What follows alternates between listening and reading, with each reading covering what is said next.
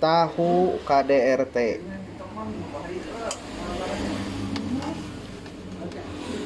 Bihun. Oh, bihun apa ini? Bihun tumis. Ini biasa pasakan di kampung-kampung. Ibu biasa masak waktu kita masih kecil dulu. Nah, suka masak ini nih. Biasanya sama kerupuk makannya, ini sama ini nih. Nah, sambalnya sambal terasi atau sambal pedas. Nah, ke sebelah sini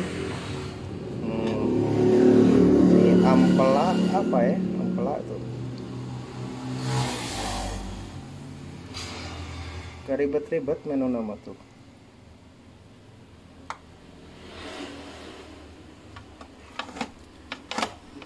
Sebelah sini jengkol.